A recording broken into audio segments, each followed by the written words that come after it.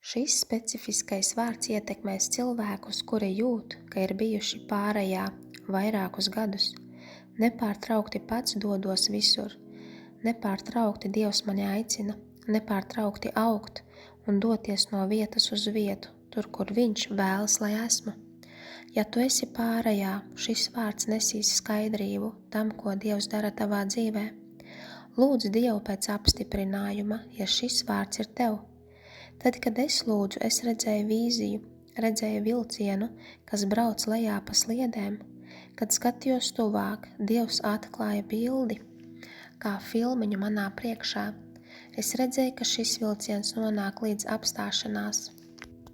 Kad ieskatījos, bija reklāmas stends pāri stacijai un cipars uz tās bija 2026, kā 2026. gads.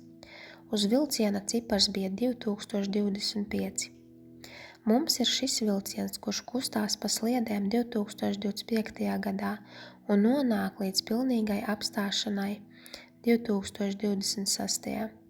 Kamēr šis vilciens brauca pretī šai stacijai, es redzēju to izbraucam no tumša tuneļa, un viss, ko es redzēju, bija vilciena gaisma, virzoties pretī 2026. gada stacijai.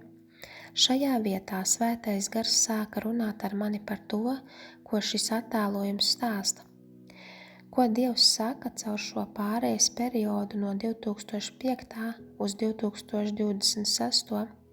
kad 2025. gads bija iziešana no šī melnā tuneļa, no nenoteiktības, neziņas, kur atrodies, vai tu nāc, vai tu ej, ko Dievs dara, daudz jautājumi 2025.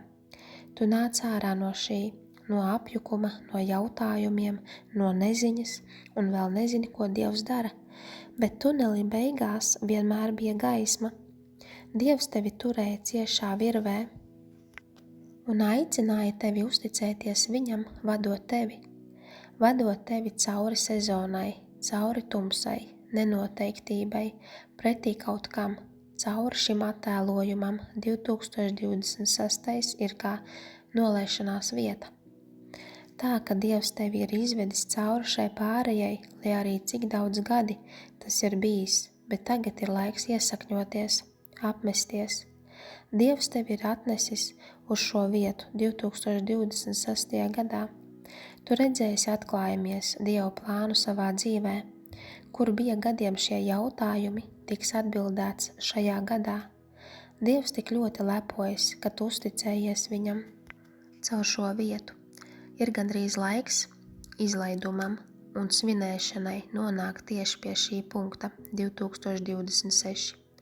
Tad Svētais Gars teica, mani cilvēki nonāk vietā, kur es esmu tos vadījis, cauri tūkstnesim, cauri tumsai, cauri tunelim. Es vedu tos uz vietu, kur viņiem jānosēžas. Vairs nekādas pārcelšanās, pārējas beigas, vairs nekādu neskaidrību, vairs nekāds klaidonis. Klaidonis ir tas, kurš klīst apkārt, šķietami bez virziena, kāds, kurš lec no vienas vietas uz otru. Tu visu šo laiku pārvācies no vienas vietas uz otru. Dievs ved tevi uz vietu, kur piederi, ved uz mērķa vietu, uz skaidrību, lai tu vairs neesi klaidonis, lai vairs nejūti, ka nav vieta priekš tevis, kur nolaisties.